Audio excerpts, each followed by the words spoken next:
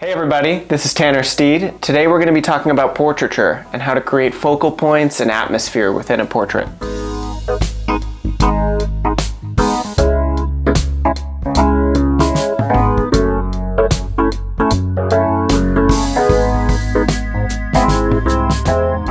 Over the past couple days I've been working on this portrait with graphite. It's in my Stillman and Burns sketchbook. And the reference I've been using is actually in the model pack that I have available on my Patreon. If you're interested in accessing these references, I've got a link down in the description for my Patreon. There are a couple tiers that you can get them at. At the first tier on my Patreon, you have access to all of my reference files, and I'm going to be coming out with more of them every single month. And Olivia's up there right now. So when you're working on portraiture, really you have to ask yourself, what's the point of doing a portrait? Is it to get 100% likeness and make it look exactly like the person that you're creating the artwork of? Or are you trying to create something with more interest? You can take it in so many different directions. I believe that you shouldn't be trying to just represent reality. You should try to go beyond reality and create an impression and an experience that is much more interesting, truly a piece of art. So within a portrait, I try to ask myself, what's the most important thing within this portrait? Well, for most portraits, you want to capture the essence of that person, but not just that person, but the experience of being with that person. So when creating this portrait, I want it to feel like you are actually looking at her and she is looking back at you. And that's why I created my highest contrast in the eyes. The darkest note and the lightest note are in the eyes. So your focal point is within both the eyes, but really mostly this eye on the right, because not only is it the highest contrast, but there is the most variation around here, the most detail, if you will. It starts there. That is my main focal point. Now, within that focal point, your eye is not going to be trapped in just a single space. It's going to bounce around the canvas naturally. But being the artist, you have the ability to compose the drawing, compose your painting in a way that tells the viewer to look at one place and go to the next and go to the next. It's a pathway around the portrait. It's not random, it's all design.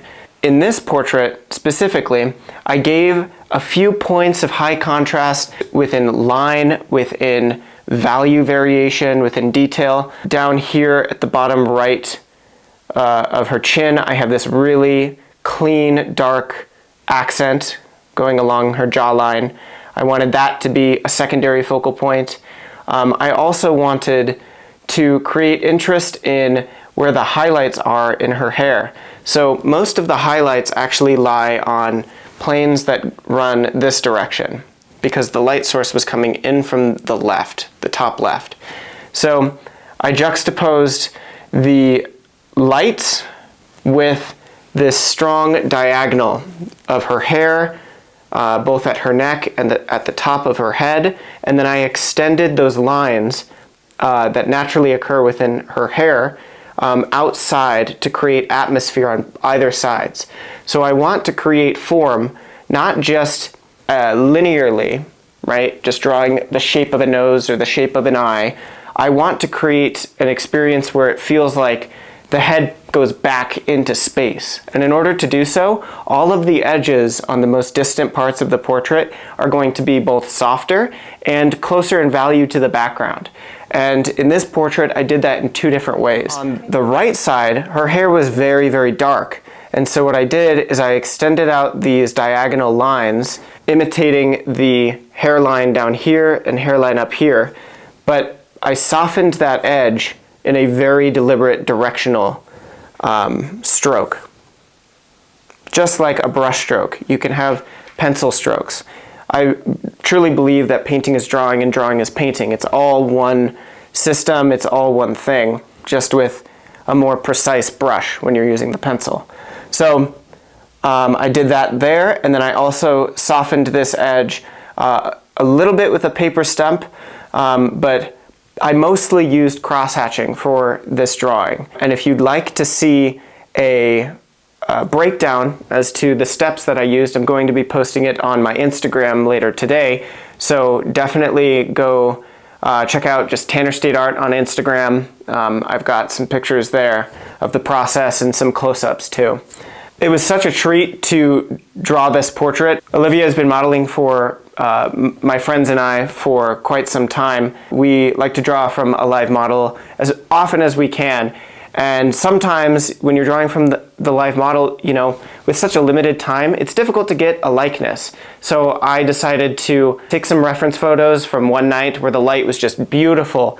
And I wanted to take my time and capture both likeness and create a design that captured Olivia. I'm quite happy with this one. Okay, so there should be a hierarchy within the composition.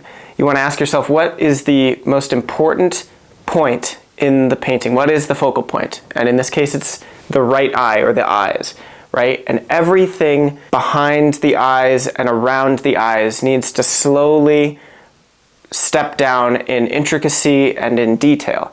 Now, in the reference photo, there is so much beautiful chaos in her hair.